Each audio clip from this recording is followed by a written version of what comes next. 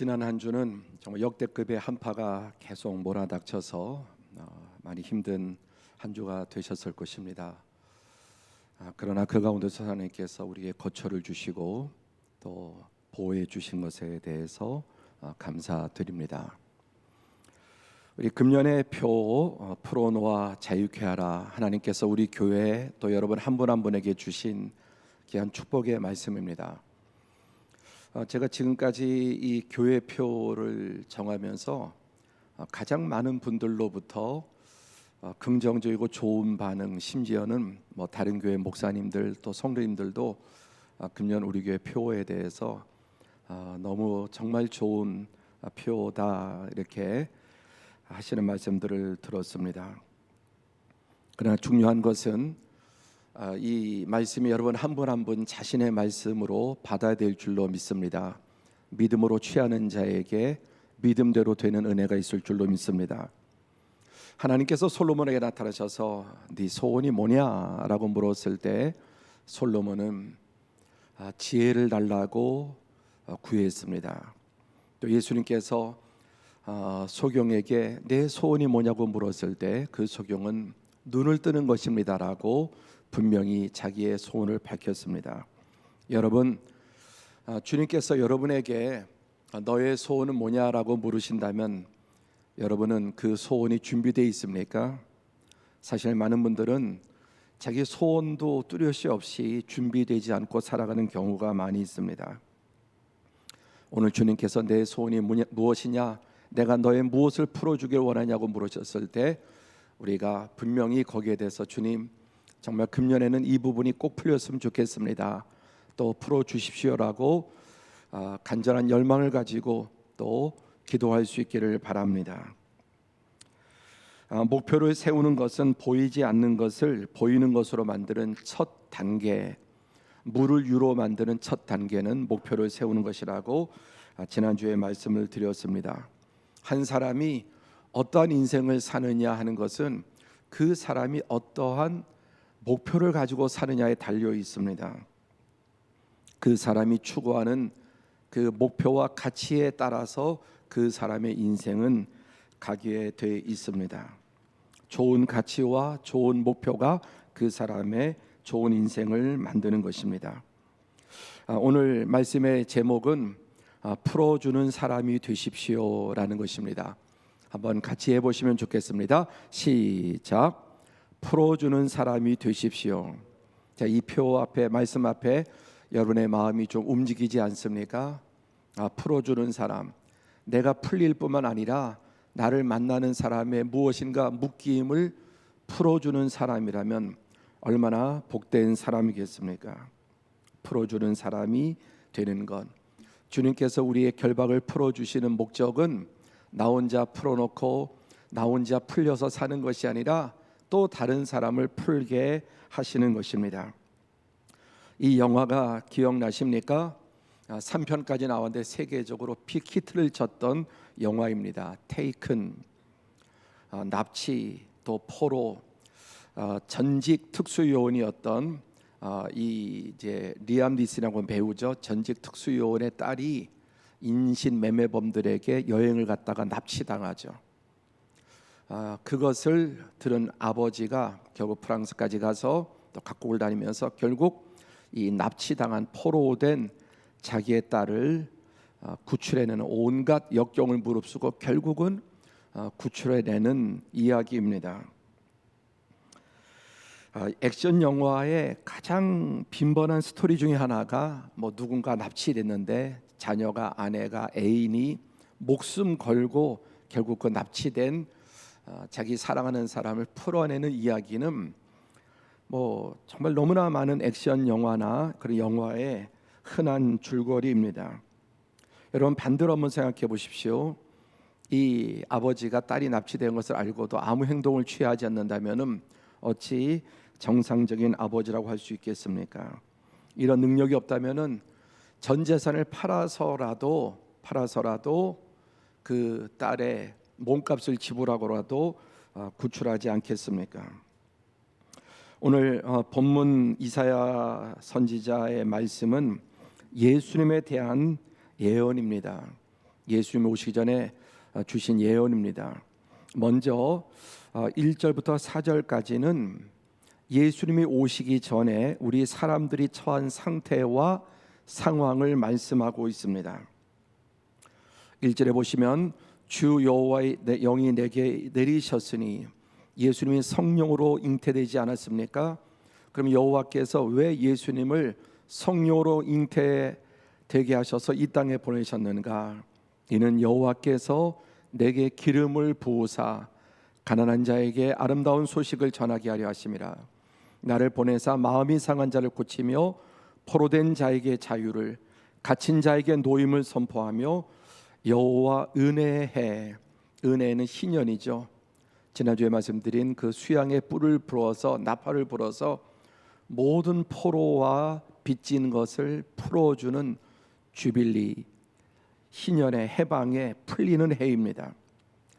우리 하나님의 보복의 날을 선포하여 모든 슬픈 자를 위로하되, 무릇 시온에서 슬퍼하는 자에게 그들은 오래 황폐하였던 곳을 다시 쌓을 것이며 옛부터 무너진 곳을 다시 일으킬 것이며 황폐한 성읍 곧 대대로 무너져 있던 것들. 이 말씀에 보시면은 우리 사람들이 처한 7가지의 상태와 상황에 대해서 말씀하고 있습니다. 자, 이 내용을 정리해 보면은 가난한 자, 마음이 상한 자, 포로된 자, 갇힌 자, 모든 슬픈 자, 각가지 슬픔이 있죠. 그 결과 오래 황폐하였던 곳, 대대로 무너진 곳. 이 7가지의 상태와 상황은 죄와 사탄의 지배하에 있는 인간의 총체적인 상태, 상황을 말씀하고 있는 겁니다. 모든 종류의 가난함, 여기는 물질적인 가난함도 표현되죠. 여러분, 마음의 상한 종류도 너무너무 많습니다. 포로도 꼭 전쟁에 져서 잡혀가야만, 납치되어야만 포로가 아니라 여러 가지 묶임들이 우리 안에 있으면 질병의 포로돼요. 또 갇히고 매이고 모든 종류의 슬픈 자, 이런 이 인간의 죄로 인해서 사탄의 지배하에서 묶이고 매이고 고통 속에 있는 인간의 총체적인 상태를 말씀하고 있는 것입니다. 이어서 오늘 본문 3절에서 4절은 예수님께서 오신 목적이 무엇인가? 달리 말하면 내가 예수님을 믿는 목적이 무엇인가? 나는 왜 예수님을 믿는가? 예수님을 믿으면서도 내가 왜 예수님을 믿는지 바로 알지 못하면 여러분 안 되겠죠. 곤란하겠죠. 여호와의 영이 내게 임하셨으니, 여호와의 영은 진리의 영이시죠. 성령은 진리의 영이시고 또 진리는 우리를 자유케 합니다. 인간을 속박한 모든 원 이유는 거짓이죠. 사단의 거짓에 속았습니다. 사탄은 속박의 영이요, 저주의 영이요, 또 인간을 사망에 이르게 하는, 멸망에 이르게 하는 영이라면은 하나님의 영이 임하신 것은 우리를 자유케 하시기 위하심입니다. 그래서 3절 이하에 보면은 무릇 시온에서 슬퍼하는 자에게 화관을 주어 그 죄를 대신하며 기쁨의 기름으로 그 슬픔을 대신하며 찬송의 옷으로 그 근심을 대신하시고 그들이 의의 나무 곧 여호와께서 심으신 그 영광을 나타낼 자라 일컬음을 받게 하려 하심이라. 자, 여기에 보면은 3절에 보십시오. 중요한 포인트가 시온에서 슬퍼하는 자. 이 시온은 하나님의 성전이 있는 곳이죠. 다시 말해서 하나님 앞에 슬퍼하는 것입니다. 하나님 앞에 애통하는 것입니다. 사람 앞에, 환경 앞에 슬퍼하고 또 호소하는 것이 아니라 시온이라고 하는 것은 하나님 앞에서 엎드리고 하나님 앞에서 눈물 흘리고 하나님 앞에 호소하는 자입니다.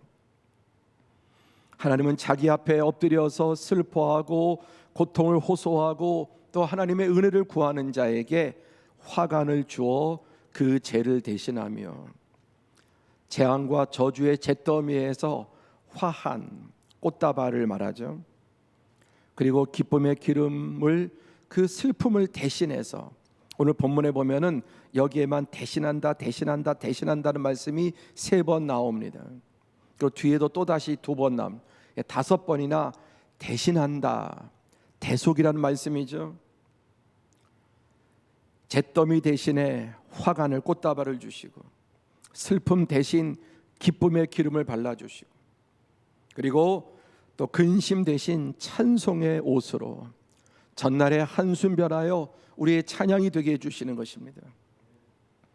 더 나아가서 그들이 의의 나무 곧 여호와께서 심으신 그 영광을 나타낼 자라 일컬음을 받게 하려 하십니다. 하나님의 수치가 되었던 자들, 하나님의 영광을 가리우던 자들을 하나님의 영광이 되는 자들로 바꾸어 주시는 것입니다. 그리고 조금 아까 살펴보았던 것처럼 오래 황폐되었던 것을 다시 쌓고 옛부터 무너진 곳을 다시 일으키고, 여기 또 다시라는 말씀도 반복되죠. 다시 쌓고 다시 일으킬 것이고, 황폐한 성읍 곧 대대로 무너져 있던 것들을 중수 다시 건축할 것이라고 말씀합니다. 자, 여기에 보면은 정확하게 인간의 상태와 형편을, 상황을 7가지로 말씀하고 있는데 하나도 놓치지 않고 그대로 다 회복시킵니다. 자, 제가 앞부분 읽을 테니까 여러분이 뒷부분 한번 읽으시면 이 역사가 하나님 말씀 가운데 임할 줄로 믿습니다. 가난한 자에게, 마음이 상한 자, 포로된 자를, 갇힌 자에게 사면, 죄가 있지만은 죄 용서받는 사면하는 것입니다. 오래 갇힌 모든 슬픈 자를, 오래 황폐되었던 것을, 대대로 무너진 곳을 중수할 것. 자, 인간이 어떤 상황에 있든지 예수님께서 이 모든 상황과 형편과 처지에서 우리를 고치실 것을 말씀하고 있는데, 공교롭게도 7가지, 7번이 이게 나옵니다. 역시 완전수입니다. 우리를 완전하게 회복시키시고 고치시고 치유하시는 십자가의 능력을 말씀하고 있는 것입니다.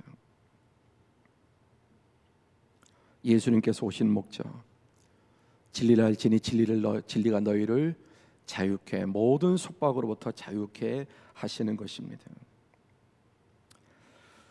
자, 이어서 3번째로 이러한 예수님의 대속의 결과, 지금도 7가지를 살펴보았지만 조금 더 구체적으로 5절부터 10절까지는 예수님의 대속의 결과를 말씀하고 있습니다. 5절에 보니까 외인은 서서 너희 양떼를 칠 것이요 이방 사람은 너희 농부와 포도원지기가 될 것이나 오직 너희는 여호와의 제사장이라 일컬음을 받을 것이라. 사람들이 너희를 우리 하나님의 봉사자라 할 것이며 너희가 이방 나라들의 재물을 먹으며 그들의 영광을 얻어 자랑할 것이니라. 사랑하는 성도 여러분, 이 말씀이 영적으로, 실제적으로, 물질적으로, 총체적으로 여러분에게 임하는 2021년이 되시기를 축원합니다.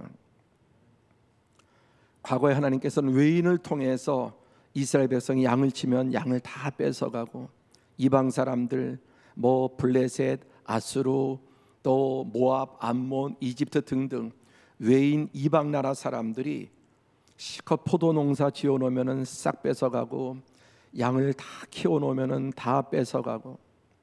그런데 이제 거꾸로 외인들이 서서 너희 양떼를 칠 것이요 이방 사람은 너희의 농부와 포도원지기가 될 것이나 너희들은 여호와의 제사장이라 일컬음을 받을 것이고 사람들이 너희를 하나님의 봉사자, 하나님의 예배자라 할 것이며. 그 다음에 우리 같이 읽어볼까? 너희가 이방 나라들의, 시작, 너희가 이방 나라들의 재물을 먹으며 그들의 영광을 얻어 자랑할 것이니라. 과거에는 죄악으로 인해서 사단의 노예로 온 열방의 소문거리가 되고 조롱거리가 되었습니다. 그러나 열방으로부터 영광을 얻고 자랑하게 되고 이방 사람들이 그들을 너희는 하나님의 제사장이요 하나님의 봉사자라고 말할 것이고 하나님의 자녀라고 일컬을 것이고 외인들, 이방 사람들이 하나님의 백성들의 농부와 포도원지기가 되게 해 주실 것이라고 말씀하셨습니다. 더 나아가서 여러분, 이 말씀은 과거에는 다 이방인에게, 사단의 앞잡이들에게 빼앗겼다면 이제는 이방인들이 수고한 것을 먹게 되는 것입니다. 완전 역전이죠. 내가 수고한 것을 이방에게 다 빼앗겼는데 이제는 이방 사람들이 수고한 것을 내가 먹게 해주시고, 내가 심지 않은 포도, 무화과, 내가 파지 않은 샘물, 내가 집 짓지 아니한 집, 이런 것들을 하나님께서 자기 백성에게 주신다고 말씀하셨습니다. 더 나아가서 7절 이하에 보십시오. 너희가 수치 대신, 아까도 앞에 대신 3번 나왔죠. 수치 대신 보상을 배나 얻으며, 과거에 당했던 수치보다 얻는 보상이 더 많을 것이다. 또 능욕 대신 너에게 주어진 몫으로 말미암아 즐거워할 것이다. 받은 수치보다, 받은 능력보다 하나님이 주시는 보상과 하나님 우리에게 주시는 그 몫이 훨씬 더 많을 것이다. 또 그들의 땅에서 갑절이나 얻고 영원한 기쁨이 있으리라. 그들의 자손 문나라 가운데, 그들의 후손은 만민 가운데 알리리니. 하나님께서 이렇게 모든 것을 빼앗겼던 자들을 예수 그리스도 안에서 대신 몇 배의 보상을 주시고, 또 갑절이나 얻고 영원한 기쁨을 주실 뿐만 아니라 9절에 그들의 자손을 문나라 가운데, 그들의 후손을 만민 가운데 알리리니. 여러분, 이 말씀대로 우리 사는 성도들의 가정, 자녀, 손들이 문나라 가운데, 열방과 만민 가운데 여러분 알려주시고 높여주시는 은혜를 누리시기를 축복합니다. 그래서 이것을 보는 자들이 그들이 여호와께 복받은 자손이라 인정하리라. 지금 유대인이, 이스라엘, 여러분 그 나라가 이 말씀 그대로 다 이루어지지 않았습니까? 영적으로도 또 실질적으로도 이 축복이 바로 유대인들에게, 아브라함의 후손에게, 이스라엘에게 임한 것을 우리는 볼 수 있는 것입니다. 근데 이 말씀의 진정한 대상은 바로 육신적인 혈통이 아니라 육신의 혈통인 아브라함의 후손 이스라엘도 그러하다면, 이 말씀의 진정한 아브라함의 후손인 그리스도 안에 있는 믿음의 사람들에겐 더욱더 하나님께서 이 은혜와 복을 주실 것입니다. 자, 지금까지 사람이 처한 상황, 또 예수님께서 오신 목적, 그리고 대속의 결과에 대해서 말씀을 드렸습니다. 마지막 한 단계 더 나가서, 그럼 예수님께서 대속하신 목적이 무엇입니까? 아까 인간이 처한 7가지 상황과 상태에 대해서 말씀드렸는데, 그러면은 이렇게 모든 것이 회복된, 또 회복시켜 주신 목적이 무엇이냐? 11절을 보겠습니다. 11절 시작.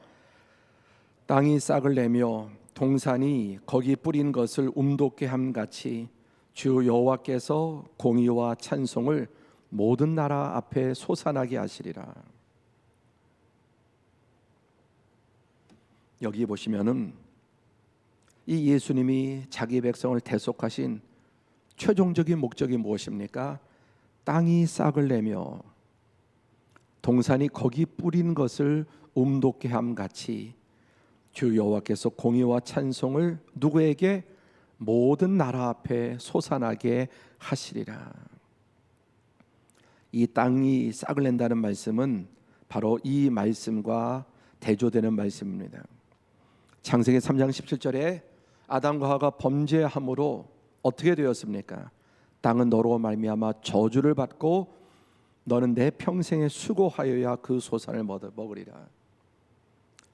우주가, 자연 만물이, 땅이, 인간의 죄 때문에 땅도 저주를 받았습니다. 그리고 평생 수고하여 그 소산을 먹고 또 해놓은 수고, 땀을, 피를 다 이방 원수들이 빼앗아 가고 탈취하고. 그런데 이 구원의 목적은 땅이 싹을 내고, 그리고 모든 땅의 족속이, 그 후손들이 아담 때문에 저주를 받았다면 이제는 모든 나라 앞에서 솟아나게 된다. 하나님께서 아브라함을 부르실 때 뭐라고 말씀하십니까? 언제나 우리가 기억해야 될 신앙의 핵심이 무엇입니까? 창세기 12장 3절에 땅의 모든 족속이 너로 말미암아 복을 얻을 것이라. 아멘. 이것이 우리를 향한, 우리를 통한 하나님의 궁극적인 목적이죠. 땅의 모든 족속이 나로 인해서 복을 받는, 이 복 중의 복이 구원이죠. 나 때문에 다른 사람이 구원을 받고 영원한 생명을 얻을 뿐만 아니라 그 생명 안에 있는 풍성한 복을 누리게 되는 것입니다. 사랑하는 성도 여러분, 하나님은 한 번도 그 누구도 개인을 위해서 개인을 부르신 적이 없습니다. 다시 말해서 나만을 위해서 나를 부르신 적이 없습니다. 누구를 막론하고 단 한 번도 그 사람 하나만을 위해서 그 사람을 부르지 않으셨습니다. 하나님의 뜻은 내 안에 많은 사람들이 있는 것이고, 내 주변이 있는 것, 내 가정이 있고 주변이 있고, 내 안에 예루살렘과 온 유대와 사마리아와 땅끝까지 있는 것입니다. 이제는 빼앗기는 것이 아니라 내가 주는 자가 되는 것입니다. 풀린 자가 풀어주는 자가 될 수 있습니다.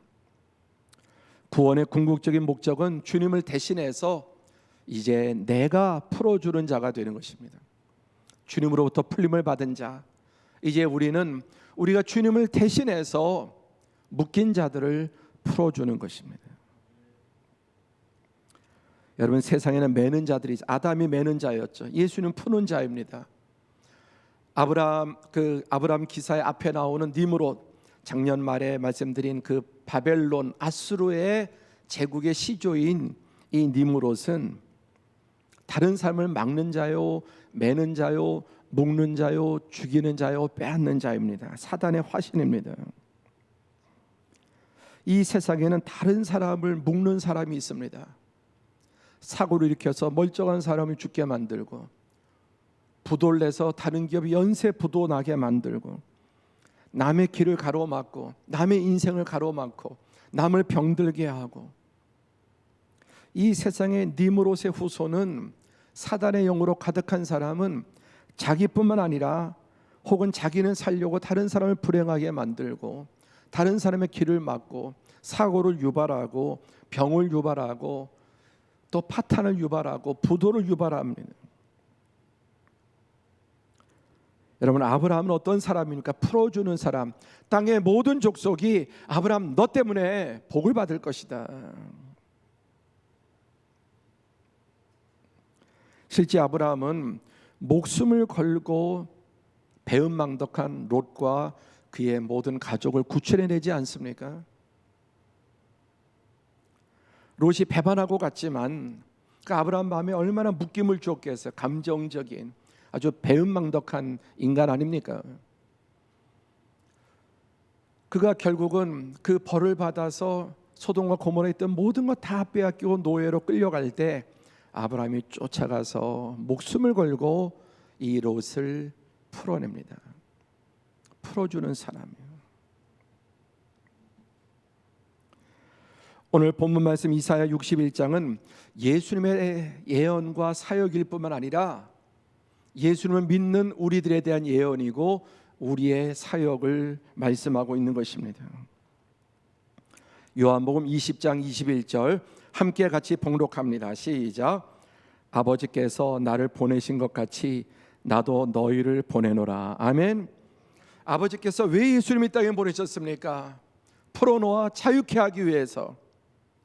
그리고 십자가상에서 다 풀었다, 다 이루었다 말씀하시고 이제 우리를 보내셔서 뭐하라고 보내십니까? 가는 곳마다 묻고 매는 자가 아니라 나도 너희를 보내는데 이제는 너희가 내 대신, 나를 대신해서 가서 너희가 풀어라. 아멘. 성령의 능력으로, 하나님의 이름과 또 하나님의 능력으로 이제 우리가 나아가서 푸는 일을 맡기신 것입니다. 예수님께서 우리에게 하신 일이고 이제 우리가 예수님 안에서 누릴 뿐만 아니라 주 여호와의 신이 임한 하나님의 사람들은 예수님을 대신해서 푸는 자가 되는 것입니다. 여러분 다시 한번 이 영화를 생각해 보십시오. 이뿐만 아니라 어떤 많은 영화에 보면은 이제 여럿이 묶여서요, 노예가 매였습니다. 잡혀서. 근데 누군가 와서 자기를 풀어줬어요. 근데 아직도 매인자가 있는데 자기만 딱 풀고 도망가면은 아주 나쁜 인간이죠. 정상적인 인간이 아니죠. 다소 위험이 있다 할지라도 자기 주변에 매여 있는 자가 있다면 자기를 풀어준 사람이 목숨을 걸고 자기를 풀어준 것처럼 아직 자기 주변에 매인 자들을 풀어줘야 할 것입니다. 이 영화의 주인공이 자기 딸이 납치당하고 인신매매단에 끌려간 것을 그대로 그냥 두고 말았다면 목숨을 걸고 기필코 이 딸을 구출해내는 것입니다. 오늘 우리 그리스도인들이 주님으로부터 풀림을 받은 다음에 다른 사람을 풀어주는 일에 헌신하지 않는다면 그의 모습은 그는 어떠한 사람이 되겠습니까? 제가 책을 2권 소개함으로 오늘 말씀을 마무리하려고 합니다. 앤서니 라빈스라고 하는 참 세계적으로 유명한 사람입니다. 내 안에 잠든 거인을 깨워라. 이 책은 1천만 부가 넘게 팔렸습니다. 대단한 베스트셀러입니다. 1천만 부. 저는 처음에 이제 이 책을 보면서 이렇게 좀 인본주의적인 자기 개발서가 아니겠는가 그런 생각이 들었는데 어쨌든 이 책을 한번 좀 읽어봐야 되겠다. 그래서 이제 이 책을 보니까 한 800페이지가 넘는 아주 두꺼운 책입니다. 내 안에 잠든 거인을 깨워라. 이 앤서니 로빈스는 자기 안에 잠든 거인을 깨워서 자기도 불행한 어린 시절이 있었지만은 정말 세계적인 영향력 있는 명사가 되었습니다. 1천만 부 이상 팔려서 수많은 사람들 안에 있는 잠재된 그 거인을 깨운 사람입니다. 이분이 2번 또 다른 책을 썼는데 이번에는 머니라고 하는 돈이라고 하는 책을 썼습니다. 전혀 이쪽과는 관계없는데 이 책도 여러분 900페이지나 되는 아주 두꺼운 책이에요. 직접 제가 좀 이 책 두께를 좀 보여드리려고 들고 나왔는데요. 돈에 대해서 쓴 책이 900페이지짜리예요. 그런데 이 앤서니 로빈스는 이 돈에 대한 경제적인 문제를 다루는 사람이 아닌데 심리와 또 인간 개발 이런 것에 유명한 사람인데 왜 이런 책을 썼을까요? 이 책을 쓰기 위해서 4년 동안 50여 명의 세계 최고의 투자가들, 전문가들을 만나서 정말 이 900페이지나 되는 책을 써냈습니다. 이 총 7장의 900페이지의 방대한 내용의 마지막 장의 결론이 무엇인가? 제가 이 책을 읽으면서 결론을 좀 먼저 봐야 돼요. 왜냐하면 제가 뭔가 이렇게 예상되는 게 있었고 책을 쭉 읽으면서 아까 잠자는 거인을 깨우라 라는 책이나 이 책을 이렇게 보면서 제가 뭐가 짐작이 되는 게 있었어요. 그래서 결론을 보았습니다. 아니나 다를까 제 예측이 틀림없이 맞았습니다. 이 책의 마지막 장의 제목과 결론이 이것입니다. 마지막 비밀. 이게 마지막 장이에요. 마지막 비밀. 내용을 마지막 장에 있는 내용을 소개하겠습니다. 나는 꽤나 성공한 사람이었지만 언제나 결핍하며 허덕이며 살고 있었다. 돌이켜보면 내 인생은 언제나 축복을 받고 있었지만 그때는 그 사실을 전혀 깨닫지 못했다. 나는 언제나 화가 나 있고 좌절감에 시달렸고 걸핏하면 분노를 표출했다. 어느 날 차를 몰고 도로를 달리던 중 갑자기 이런 의문이 떠올랐다. 도대체 뭐가 문제지? 나는 정말로 열심히 살아왔어. 그런데 뭘 놓친 거지? 갑자기 눈물이 펑펑 솟아나 눈을 감기에 나는 갓길에 차를 세웠다. 그때 내 마음에 떠오른 대답은 인생의 비밀은 베품이다 라는 것이었다. 나는 늘 지니고 다니는 노트에 이 깨달음과 답을 적었다. 인생의 가장 중요한 핵심은 나가 아니라 우리라는 사실을 비로소 깨닫게 되었다.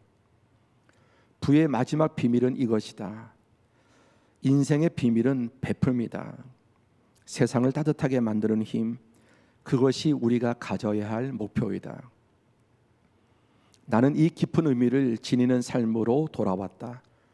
그리고 내가 만나고 관계를 맺는 모든 사람들의 삶에 매일매일 축복 어린 존재가 되고 싶다는 것이 내 기도가 되었다. 법조계와 금융계에도 사기꾼들이 가득하다. 내가 이 책을 쓰게 된 동기는 금융사업의 죄악을 답습하기를 거부하고 과거 슈퍼리치 투자자들만 접근하고 이용할 수 있었던 전략과 솔루션을 일반 대중들에게 제시한다는 목표로 이 책을 집필했다. 이 책의 목적은 금융 세계 최고 두뇌들 50명을 설득하여 그들의 지식과 경험을 일반인들에게 나누어 주기 위해서이다. 사람들의 정신과 영혼과 몸 모두의 양식을 제공하는 것이 나의 목표다. 나는 당신을 개인적으로 만나보지 못했지만 나는 그런 마음으로 이 책을 썼다. 당신이 더 많은 축복을 경험하기를 나는 진심으로 바라고 기도한다. 내 진심 어린 소망이자 이 책의 목적은 당신과 당신이 사랑하고 아끼는 모든 사람들의 삶의 길을 더 넓고 깊게 만들어줄 방법을 제시하는 것이었다. 당신에게 축복이 가득하기를, 당신의 인생이 영원한 풍요로 가득하기를, 당신의 삶의 기쁨과 열정과 도전과 기회와 성장과 베풀미 가득하고 후회 없는 멋진 인생이 되기를 기도한다. 제가 이 두 책을 읽어가면서 이분이 꼭 믿는 사람일 것 같아요. 예수를 믿는 내용을 보니까, 결론에 보니까 계속 기도한다. 그리고 이 글은 정말 독실한 믿음의 사람의 글이 아닐 수가 없는 것입니다. 그는 참으로 신실한 그리스도인, 엄청난 억만장자입니다. 그리고 이분은 1년에 1억 명의 사람을 매년 먹이는 거예요. 아까 1천만 부가 넘는 그런 책을 써서 수많은 사람들의 마음과 정신과 생활 태도를 바꾸고 이 책을 읽고 인생이 변했다는 사람이 부지기수입니다. 그리고 또 무려 4년 동안 이 책을 쓰려면 세계 최고의 금융 전문가들을 그의 영향력으로 인터뷰를 하는 거예요. 끌어들이는 거예요. 뭐 워런 버핏 같은 그런 분도 있습니다. 그래서 세계 최고의 슈퍼리치들만이 알고 있는 비밀을 일반 사람들이 접근 알 수 있도록 그렇게 하는 거예요.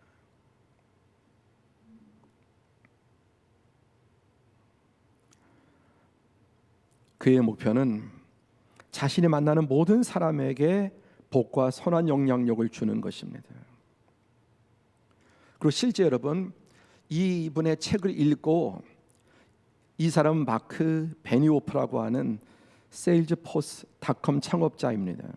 그의 책을 읽고 도전을 받고 창업을 해서 지금은 직원이 1만 5천 명의 직원을 거느리고 시가총액 40조 원이 넘는 기업을 일으켰고, 타임즈도 이분의 회사의 소속이랍니다.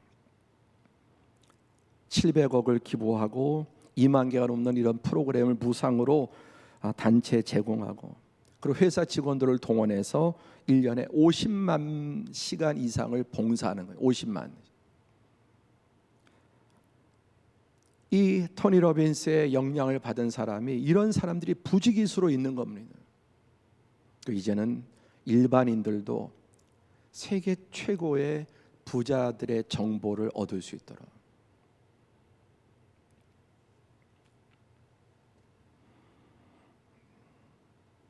사랑하는 성도 여러분, 여러분은 진정으로 무엇을 원하고 또 어떤 사람이 되길 원하십니까? 여러분이 진정으로 원하고 하고 싶은 일은 과연 무엇입니까? 많은 사람들이 좀 더 돈을 많이 벌기를 원해요. 그게 끝이에요. 그리고 막연히 그럼 좀 더 많은 사람을 도울 수 있고 선교도 하고 구제도 하고, 근데 거기에는 상당히 거품과 구실이 많습니다. 여러분이 진정으로 원하고 또 하고 싶은 일은 무엇입니까? 아니, 그거보다 여러분이 진정으로 되고 싶은 사람은 어떤 사람입니까? 여러분 어떤 사람이 되기를 원하셔요? 여러분의 무덤에는 과연 어떤 묘비명이 써지기를 원하십니까? 좋은 목표가 좋은 인생을 만듭니다. 제가 신년 첫 주에 인용했던 바로 이 글, 너무 이 글이 좋아서 저도 처음으로 이 안토니 로빈스라는 사람이 누군가를 검색하고 그 책을 사서 읽고 있습니다. 바로 이분의 글 가운데 목표를 세우는 것은 보이지 않는 것을 보이는 것으로 바꾸는 첫 번째 단계이다. 지금 내 삶에 없는 것을 있게 만드는 첫 출발이 목표를 세우는 거예요.